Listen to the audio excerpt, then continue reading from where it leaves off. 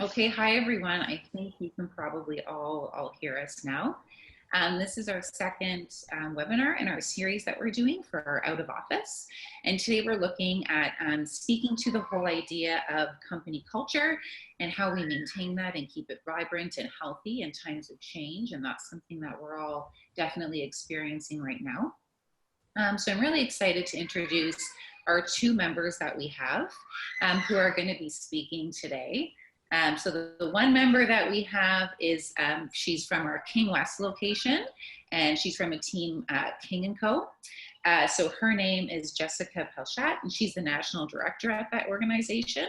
And then we also have Bailey Parnell, and she's the founder and CEO of a company called SkillsCamp, and she works out of our Peter Street location. So two really amazing members that we have.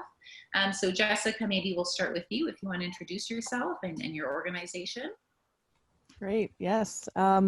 It's wonderful to be here and connecting with all of you virtually like we are able to do in this time, which more thankful than ever for that ability.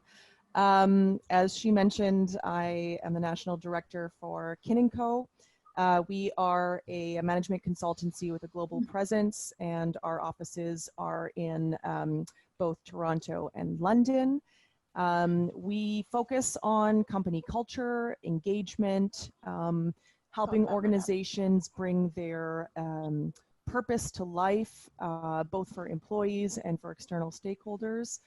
And a lot of the work we do is both at the organizational level, but when we're delivering it, means actually working with teams in a very co-created way across all levels and geographies within an organization. So it's we're happy to be here and be sharing expertise with individuals who are finding themselves in a very interesting time with unique challenges, but which are not necessarily ones that can't be looked at in terms of using best practice from history and mental health practices and so forth. So yeah, I'm happy to launch into all of that and share with you. Great. And then I'll also give Bailey the opportunity to introduce herself. Yeah. Hey everyone, my name is Bailey Parnell, and I'm the founder and CEO of SkillsCamp, which is a soft skills training company.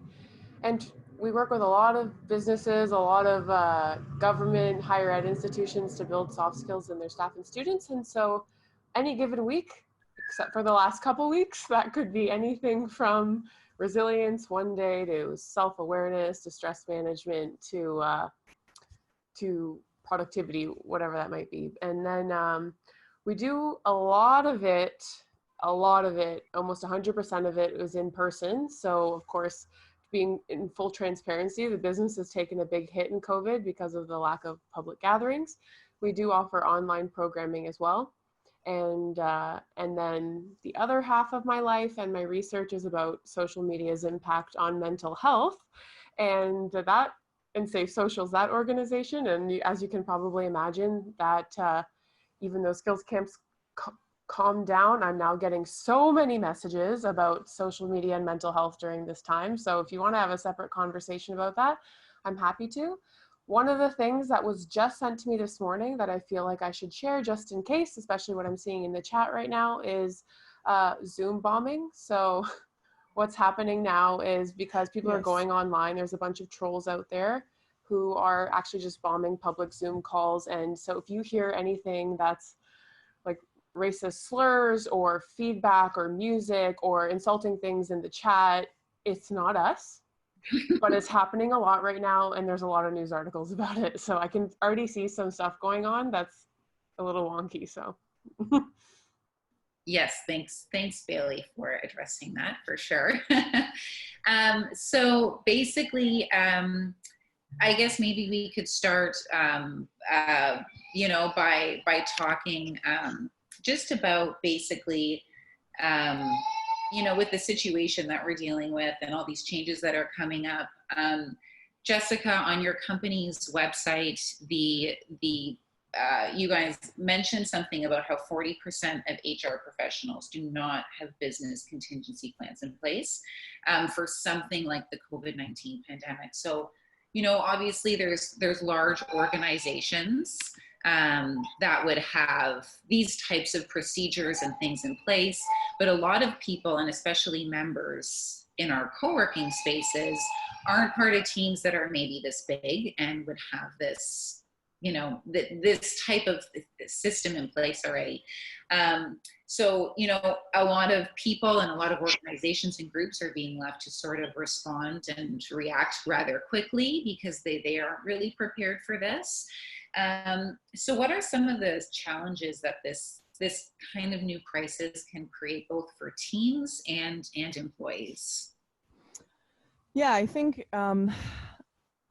you know, while, you know, I mentioned that there's a lot of similarities around challenges that we've encountered before, there's also a very unique situation in that even if you are set up to work remotely, we are in a completely different time where we are socially disconnected from everybody around us, and so are dealing with layers of pressure and mental health issues that have never presented themselves before.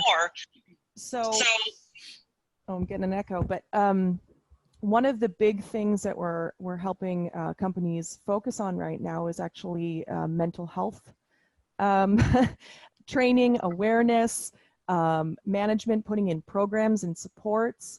You know, for example, we have groups that are putting in support systems for parents and actually connecting teams of parents within companies to foster connection and give each other the supports and tips and tricks and, you know, and the ability to air concerns or vent. We're seeing a lot of different and new things coming about. But I'd say that the biggest challenges that we're seeing are around internal communications, are around, you know, mitigating those health impacts, mental health impacts. Of course, there's the financial burden of some services right now, some products right now are finding themselves almost irrelevant, and so are having to kind of redefine themselves and do quick pivots and think on their heads, or on their feet rather. Well, in some cases upside down on their heads, and trying to figure out what their strategy is going to be going forward, all the while trying to mitigate the risks of today. And every single hour there being new updates and new information and changes, and this sort of environment that's just, yeah, continuously evolving, continuously changing. And yeah, I'd say those are some of the biggest challenges that are sort of on the day-to-day piece. And of course, you know, for many people, I think at Workplace One, you know, they're either small businesses or they're already working remotely for larger teams. But I would wager that some of the teams that you're working for that may have larger offices, the whole other side of that has never encountered this type of remote working environment before. So there are still massive changes and issues, even with like a multitude of tech platforms that are being used in a company that are posing a challenge. So there's a lot of streamlining and a lot of trying to figure things out on the fly. Mm-hmm. No, that's great. Bailey, do you maybe want to add to that comment at all? I think with, so for me in my space with learning and development, it's kind of funny because when something like this happens, it seems like it should be the first thing to go, and unfortunately many still see it as kind of a nice to have. I find that we're still early, so not everybody should get themselves too down yet. Like, this is still just a couple of weeks old. So even though I'm one of the businesses hit and I often am working solo, I totally get that it does feel different to be working solo right now. Because even before, whether you're working solo from home, you still have the option, and there's definitely a weird kind of internal mental thing going on, the fact that liberty is gone right now. And I'd say though that if your organization does have the chance, it is worth keeping the learning and development for a number of reasons. So people are overwhelmed right now. If you can give them a space that's part of the work, a space to connect with each other, considering this is about culture, you know, just to say, if you're working, you know, 8 hours a day still and you're at home, it might not be just enough to say, yeah, hop on a quick call like this, maybe with your colleagues just to chat about personal stuff. But if maybe we can add like a learning element to that, where you're saying, okay, which one thing I already know I'm going to share with you later is some activities that you can do with your staff about stress and stress drivers. But so maybe you do this activity, and then you come into a call like this and you share a little bit about what you discovered or what you're doing or strategies people are sharing, like around having kids at home, or some people really used to like their work and their home separate, and they do that intentionally, and that's probably why they joined a co-working space. I was one of those people too, where I was tired of working from home, so I joined a co-working space, and now we're almost back. And for people who are really serious about that work-life divide or balance, it's just kind of meshing together. So there's a whole host of things going on at the same time, but I'm sure we'll get into that. No, that's great.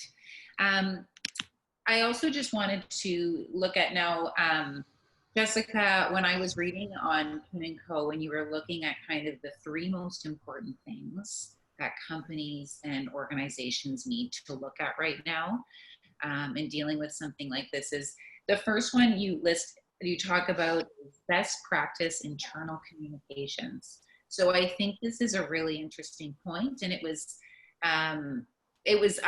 wasn't super surprising to see it as number 1, but I thought it was interesting because, in our last discussion, we talked a lot about how, a lot of the fear and anxiety that people have within their, place of employment right now with their organizations, and with, even if they're just an entrepreneur on their own, it's very much the uncertainty and the not knowing.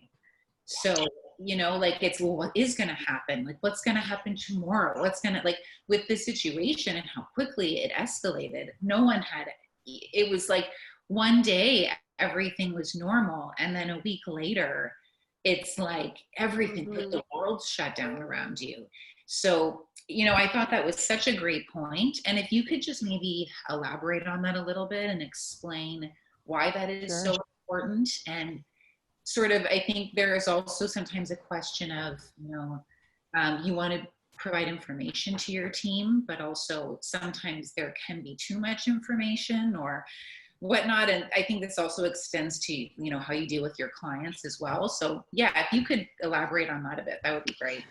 Yeah, if you don't mind, I'm going to give you a 2-part answer. And the first is really to understand that not everybody in your organization needs the same thing.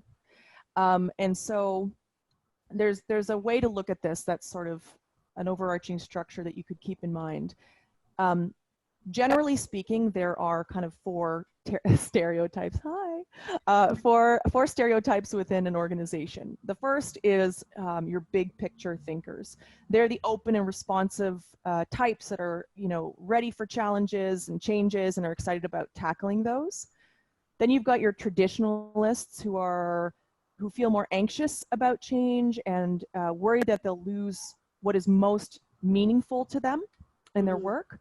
Then you've got your detailed planners who are rational, they're anticipating the changes, and they're waiting on considered and evidential-based information to make decisions in the business.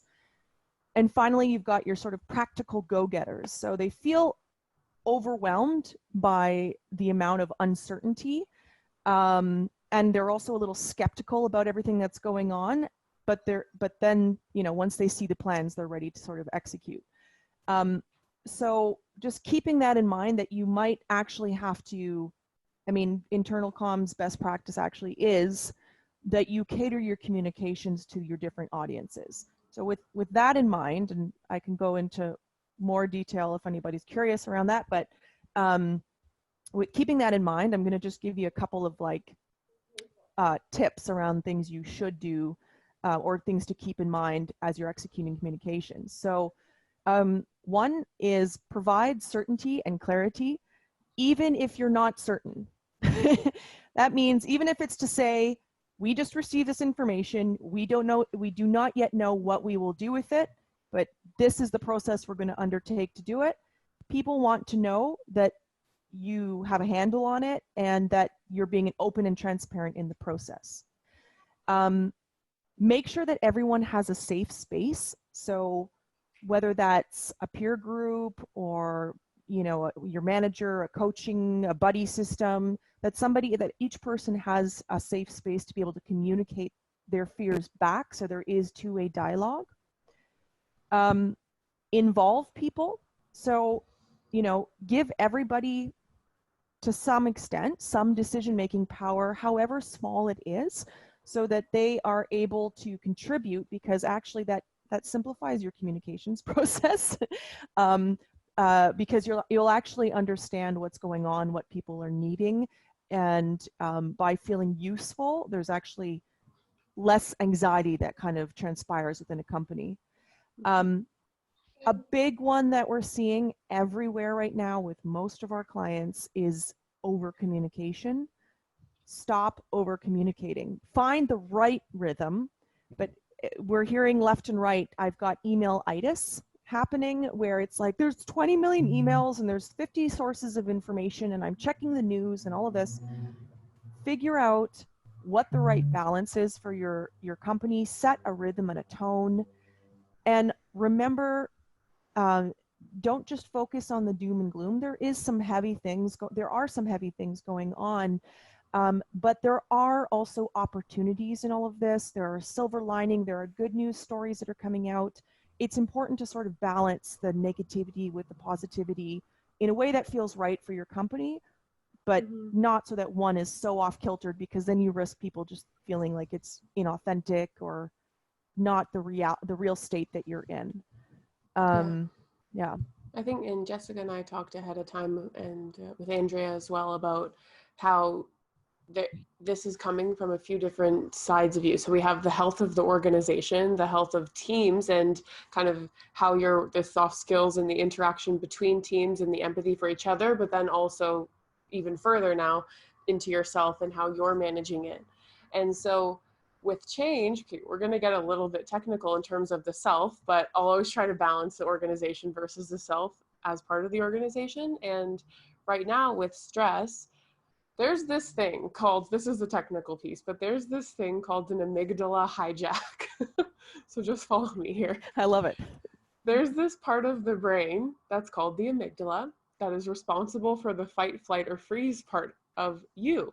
And in stress, we call it an amygdala hijack because stress hijacks the amygdala, which means that your brain is actually taking blood away from your most important organs, your brain, your heart, your lungs, the internal big ones, and moving it to your limbs as part of something that happened way earlier in our evolution, but still happens today, funny enough. And except now, of course, the stressors have changed. And this might sound unrelated at first, except that even if the stress is the uncertainty of tomorrow, it still flips on the switch of the amygdala to move the blood away from the most internal important organs, which includes the prefrontal cortex, which is responsible for critical thought, and also the part of the brain that is responsible for easing your stress. So for example, you see this giant thing running at you and your amygdala is going to go off. It's the prefrontal cortex that says, oh, hey, wait a sec, that's just a small alley cat, you're fine. So there are things that you can do as an individual that I promise you will reverberate to everybody else to help bring that prefrontal cortex back online. The thing is with change automatically flips the amygdala on. So now we're having grand scale change, and then we're also having these individual changes on a daily basis. So this stress management stuff needs to be taken more seriously than ever, because you are compromised. You're actually stupider when you are stressed because you're moving the stuff away from the prefrontal cortex. So there's things like, if change is happening, flipping the amygdala on, your body needs to decide, am I okay, am I safe? But I think if we can manage stress, we might get a little bit deeper into how to do this and how to make this kind of part of the culture. Like even asking like personal check-ins, or is there a way to go outside? Is there a way to go solo, like on a balcony or on a roof or in a lawn or in a yard or something like that, to just maybe demand that break that maybe you didn't take when you were at your office. So this is the stuff that does reverberate out, more contagious than the flu. Probably more contagious than COVID is stress. So we don't want to be adding to each other's, and we want to work even harder to manage our own right now. Yeah, that's so great, and that yeah, that really kind of, you know, carries from our last webinar that we did, which was very much about stress and anxiety, and how it just, yeah, how it really really impairs us. Like you almost become, yeah, it's you're frozen or you're in a fight mode, or yeah, like just the run. Yeah.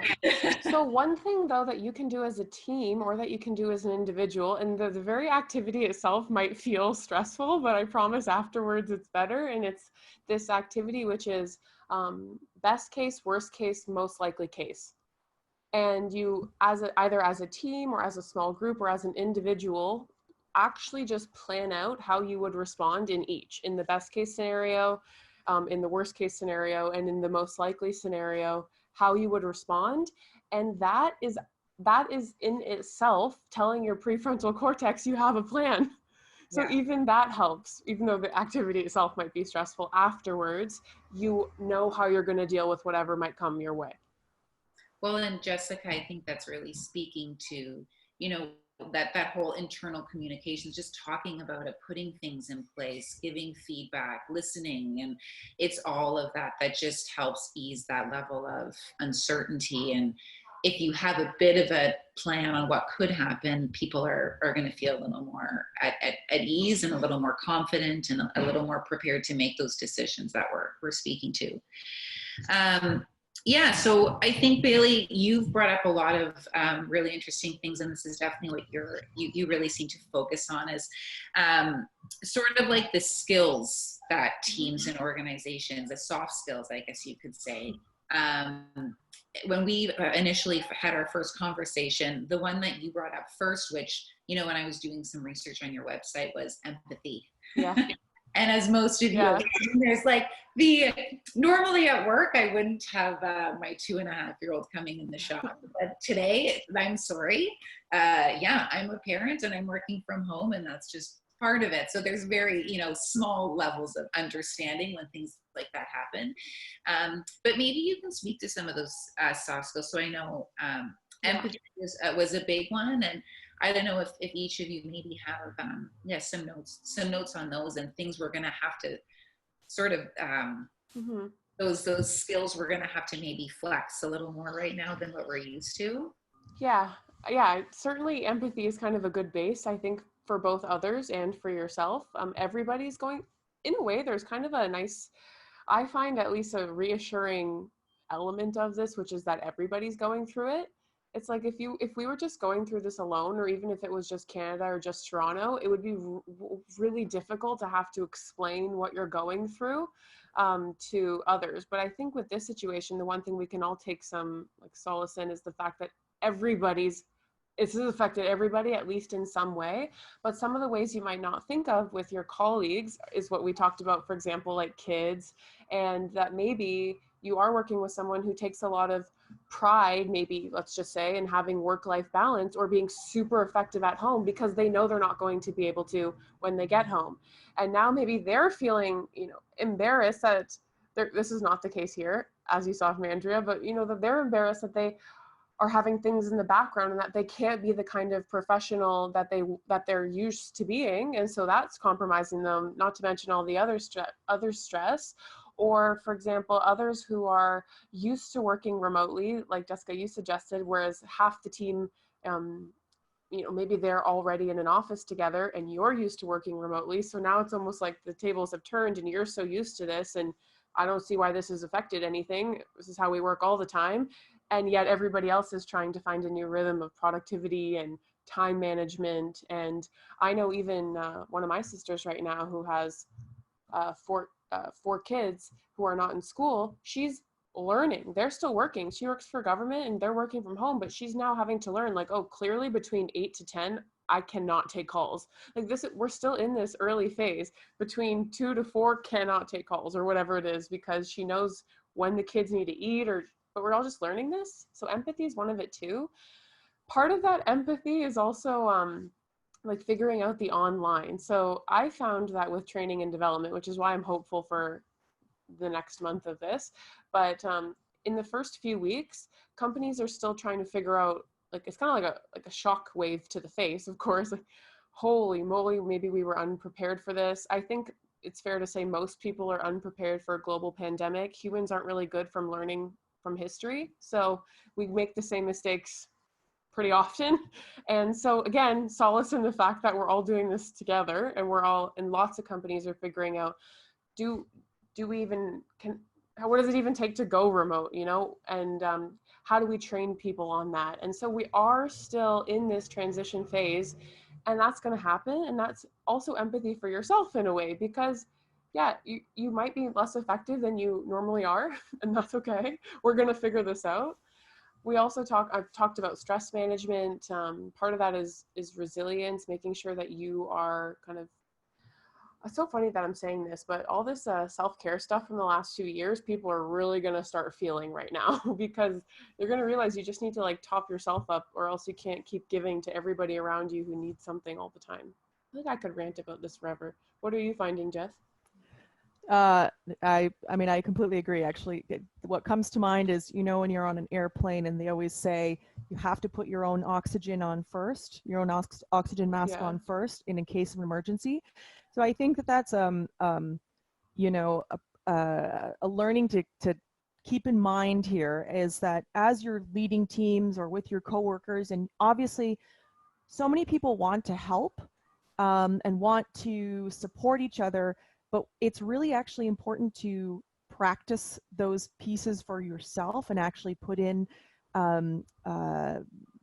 mental health practices, like, even, for example, for new remote working teams, if you're not used to working in a home environment, every day you used to go to an office and come home, and that was sort of like your cut. That meant it was the end of your workday. A lot of people are having trouble actually closing their laptop or disconnecting from work and home. It all just feels like a blur.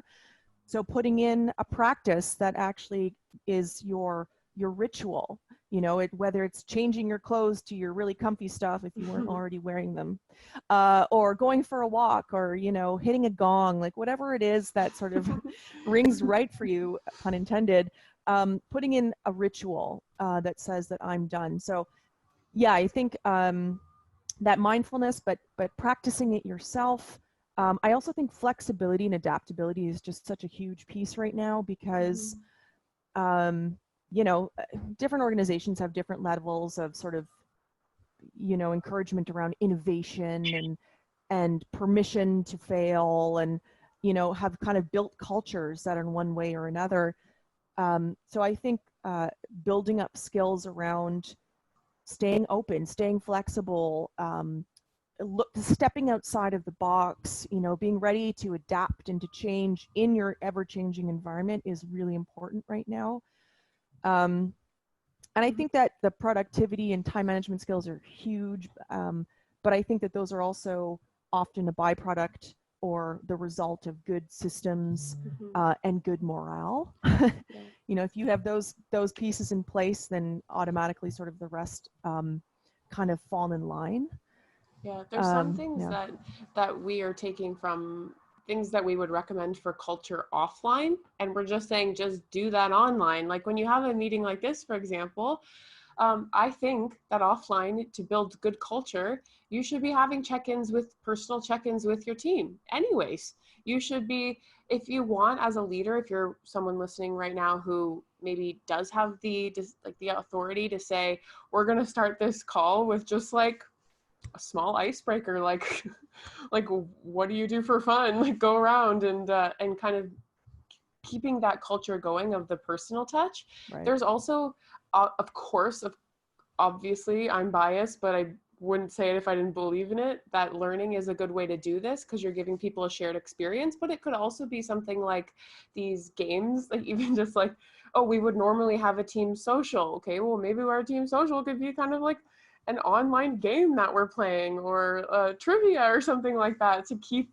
it moving. The things that you might not realize that you do offline actually can be translated online. And if you need help, we're here to help you. Like part of our job is, or at least mine, and I think a bit of Jessica's too, is to do that online programming and to say, okay, well, how do we, like, what pieces of your culture do you feel like you're missing? Oh, well, I feel like I'm missing that, I used to just drop into somebody's office and ask them a quick question. And Right. maybe this organization doesn't realize that Slack exists. Like, that Right, host, there's so many new apps now that are just like, well, you can kind of drop in and see how people are doing, or you can, like, if you as a company decide you're going to be, online from this hour to this hour, then theoretically you could drop in and just say like, hey, how's it going? So as much as possible, there might be a way to take that offline stuff you miss and maybe adapt it to online. That could be a first question. Yeah, I think the building on that, and there's no community like water cooler or beer tap like Workplace One. Like there definitely don't use that. No, so it, and we I think what's a lot of organizations are realizing more and more is there's 1,000 resources and webinars, for example, on remote working, but what's not being hit on properly is the emotional connection that people are missing. And if you as an organization actually want to take it seriously and show your people how serious you're taking it, put in scheduled times into their day, into their work day, so it's company time, where it's literally like the scheduled time says brain break, or the scheduled time, we're doing some of this stuff as a team. We actually, every day at 12 o'clock between our London and Toronto teams, so different times of the day, we have one person on the team lead a group stretch, and everybody joins in, and then we just catch up, and it's just fun. Like, there are lots of ways that you can put in really intentional activities that, to your point, are really just about connection and staying where you're at. The other thing is, I think one important aspect to remember also is that this is a global experience right now. But just like when you're processing grief or loss or trauma, not everybody processes it in the same way or hits them in the same way, and circumstances are different.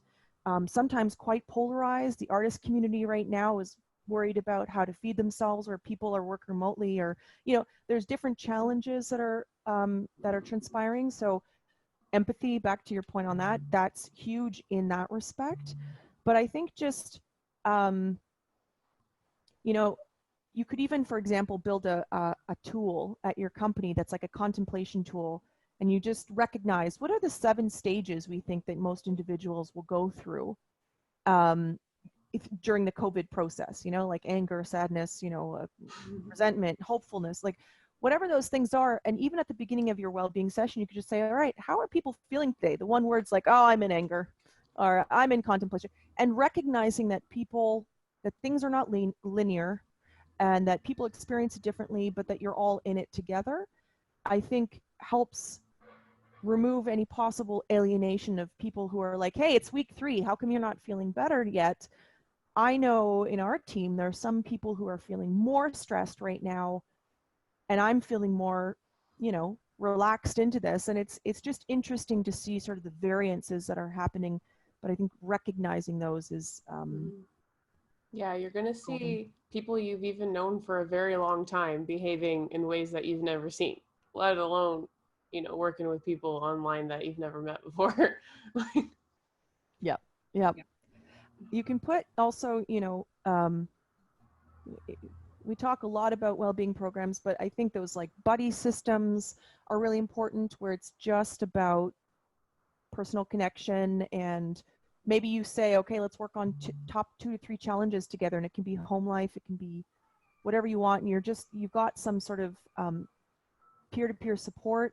There's also things like Headspace, for example, launched a free series, a packet in response to COVID, that's available to everybody that you can make use of. You can hold like well-being sprints as a company every 2 weeks. This week or this 2-week sprint, we're focusing on healthy eating or home fitness, or being creative, and what kind of art can you do in your spare time. Like, it doesn't have to be boring. In fact, it should be fun, because fun and humor are just, fire starters. Yeah, if you can't have your regular one-on-ones where you're kind of getting to learn, well, if you're not having them you should have one-on-ones. But if you're not having your regular right now, those can continue online. But even just start with an assessment of how your team is doing, kind of like you were suggesting, of that emotional assessment. And that way you can kind of tailor what you offer in response to what your employees are feeling. So some employees, if you rolled out tomorrow, like, I need you to focus on healthy eating, they're going to say, F off. Like, they're going to say, I can't even figure out right now how to pay my bills. I'm not going to like focus on cooking like chef. But there might be other people on the team that are like, oh, thank goodness, I've been so excited to start cooking again. Like, I know some of my friends are like, this is the greatest thing. So if you can start, and I love, Jess, that you're saying like that people respond to triggers differently. We know this, we know this already long time in behavior psychology 101, exactly. So you can't expect, and even like people are going there. We have the same trigger, which is like a massive psychology experiment going on right now, where same trigger, everyone's being hit with the same kind of experience, which is don't go outside, can't be social. And then the responses are just infinite. And it's very interesting to see how people are reacting. I don't know if that's helpful. Like, I do feel like I go through ups and downs in my own self. Like, sometimes I'm like, oh gosh, I better get a hold of this. But I also feel like I'm someone who normally makes plans. Like, I am very good with a goal, and then like a long-term, short-term goal, and then I just meet that and like make plans. But right now is a little bit of uncertainty about like, what am I even planning? Like, is it 2 months? Is it 5 months? Is it how much should I keep paying myself? How much should I keep paying myself? Like, for how long will that last? Like, all this stuff, which is just the uncertainty of it. So I come back a little bit to talking with others. I found really useful talking with other business owners just to see how other people are hit. A little bit of, oh, this could be worse, sometimes makes me feel better, and a little bit of like, oh, that strategy could work too. So I think that like digital meetups are good.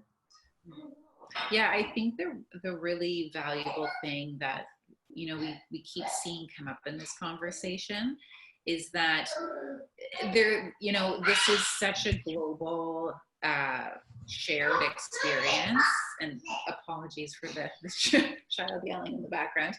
This is such a global shared experience, which I think really brings everybody together in that, in going through something like this together, which there can be some comfort in.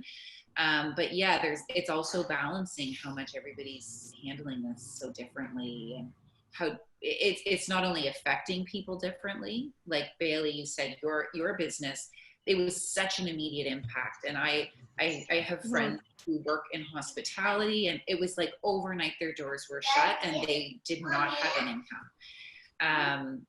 Yeah, and for other people, the way they're going to respond to things like that are differently. So it's impacting people. So I think it's a matter of, being reminded, and that everybody's sort of in it together, with also balancing, having some understanding that the way people are going to do that is going to be so different. I don't know if anyone else on here is feeling the same way, but there's also things happening in personal life and in business where you're like, you want to have empathy, but you also now are getting to the point where you need, like, fortunately I'm okay for cash flow, but I don't know how long this is going to last. So I don't know. No incoming business is still no incoming business, regardless of cash flow currently. So I'm thinking like there's somebody who we signed a contract, and we were like maybe a few days away from delivering this full contract, like this workshops in person and thousands of dollars. We have to postpone because of COVID. I don't hear from them. Postpone indefinitely. So basically canceling. But then on one side, you're like, okay, we actually as a small business need the money. You signed the contract, and you are like, by terms, you owe us at least half. And then at the very same time, in the same thought, you're like, but we're all going through this. maybe you can't afford this anymore. And it's actually just like, that's why I enjoy talking to other business owners, because it's like, what am I doing? What am I going to do is forgive the contract. That is what I decided to do. But I'm also in my head like, you know, now I have got to hire a photographer for my wedding. Now I'm like, well, we got to add a pandemic clause in here. Like, but I also want to give, there's so much happening right now that I appreciate others telling me what they're going through. And then sometimes if I hop on a call with my family, I'll just say, I don't want to talk about COVID right now. Let's talk about something else. Boundaries. Yeah. I think actually having some boundaries around consumption just generally is really important, like news and phone, screen time and those kinds of things. And also, to your point, recognizing that businesses, whether it's Air Canada who laid off 5,000 people, or it's a small business, like everybody's feeling it and feeling it hard. Well, a lot of businesses are. We did actually just launch a report around surfing uncertainty, if you will. So it's like the role of purpose and culture and organizational resilience, which if anybody wants to email me after, I'm happy to just share with you. I'm going to put it on my LinkedIn as well.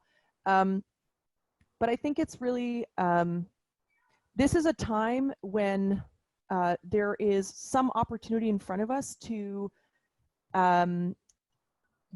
especially when you're working in teams with multiple people, put those skills to use. Now is the time to empower the people around you to help you problem solve. It's not the time to close doors or leadership teams and try to figure everything out. It's actually the time to make use of the people, the resources, the products, the services you have, and think about how you can use those to help support other organizations or companies or individuals through this time, so that you yourself, it might mean a slight pivoting of what you do, but we need to be creative in a time like now. And sometimes the most interesting strategic ideas come from those who are thinking from different viewpoints and perspectives. So empowering people around you to contribute to that can be a really powerful way to help mitigate some of the risk that's involved as well. I know that I just answered one of the questions, and there was one, and I'll answer it live as well. Some good resources or practice for companies, particularly small companies, to offer their employees who may be experiencing higher amounts of stress than normal. These are just some things from SkillsCamp. So one is from Safe Social right now, but tips for managing stress. There's a download there. There's also an activity right now that I think would be useful for y'all. It's called the Stress Drivers Activity to download and fill out. And what this does is you answer some questions, and it helps you go through what your lead stress driver is. So basically the types of things that might stress you out, how you present stress. These are things that we would actually use in the stress management programming. So here you go for free. But, and of course, I think putting support, this is an example, by the way. Yeah. Putting skills and supports to use to help others through this time, but continue. That's true. Well, thank you. I mean, you're welcome, I guess. But, so you can use those. You can have your whole team answer the stress drivers and then have a chat about what y'all learned.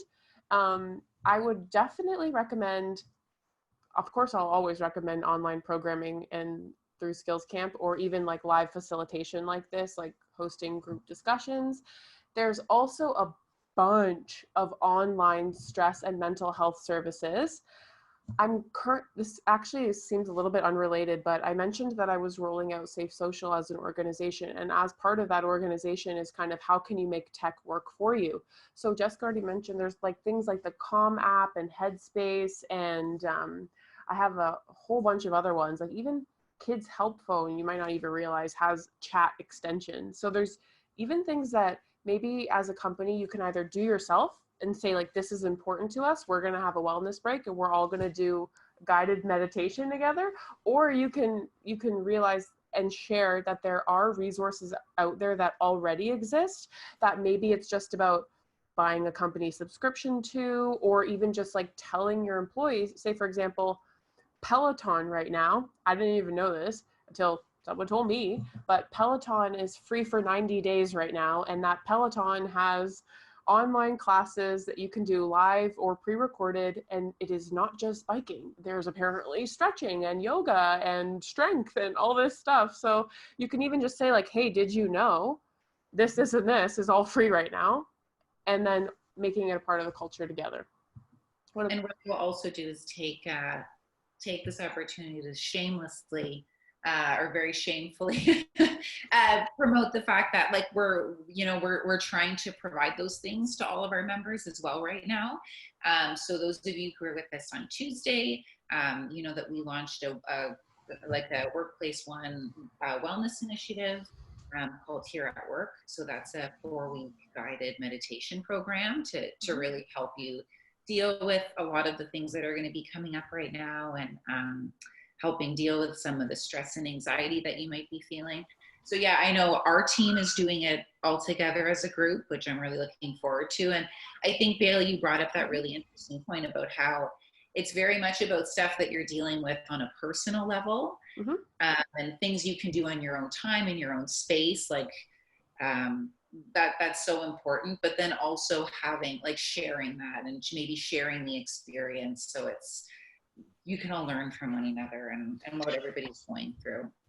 Yeah, one of our clients is an IT infrastructure company, and well, 2 points. One, they're actually putting their purpose to work by helping some of the critical businesses that need extra supports right now in terms of infrastructure to work. So that's awesome.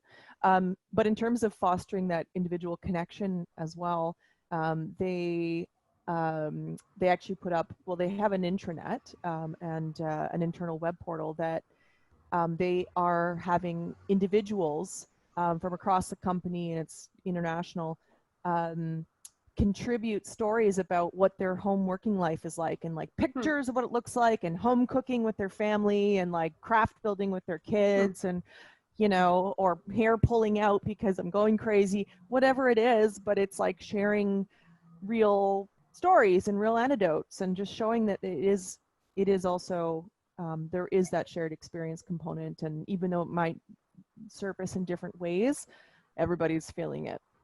Yeah. Well, I guess we're going on 45 minutes now. So yeah, pretty long time. I really really want to thank both of you for coming on today.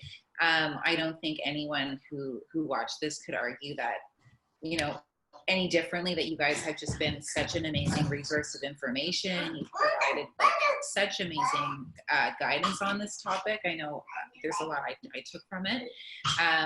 And I just want to speak to the fact that that's one of the things that, you know, we really love about our workplace one community so much, is the fact that we do have so many different people and so many talented organizations. And you know, we're trying to sort of facilitate these discussions and extra help as much as possible to everybody and our members, and even people from outside of our organization. So yeah, thanks so much.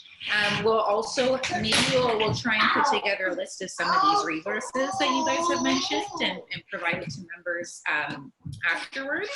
So as usual, if anyone has questions afterwards, please feel free to reach out.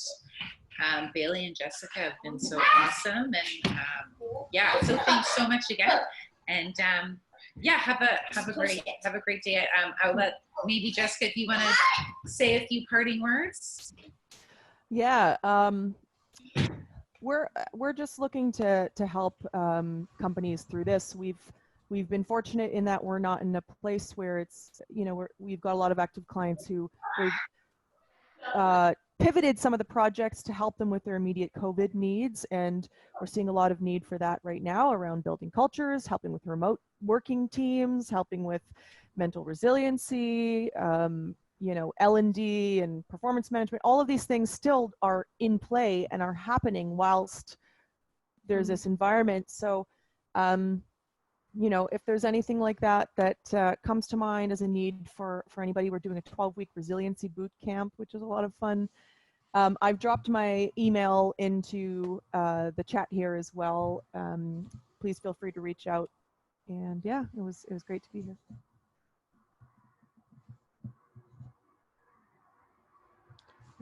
Sorry, Bailey, I'll let you say goodbye to everyone. Oh, well, yeah, no, it was good to be here as well. I've shared some resources. I'm trying hard to get Safe Social up off the ground. If social media and mental health is of interest to you, I'll share my new MailChimp sign up form, and I'll also share my email if you, as a company, or if you know anybody, any companies that are, of course, looking to either try online or try a buy now, deliver later type deal, either in the culture building side of things or in the skills building side of things, then we're here. And we're just here if you have questions about like what we're doing and how, what we've heard from other companies about how they're managing this. So yeah. Great. Okay. Well, thanks again. And yeah, as well, we're always here to help with anything also. So feel free to reach out to anyone from our team. And yeah, we're like, yeah, so happy that we can continue this today. So take care, everyone. Thanks so much. Thank you. Take care. Thanks. Bye-bye. Who's talking to you?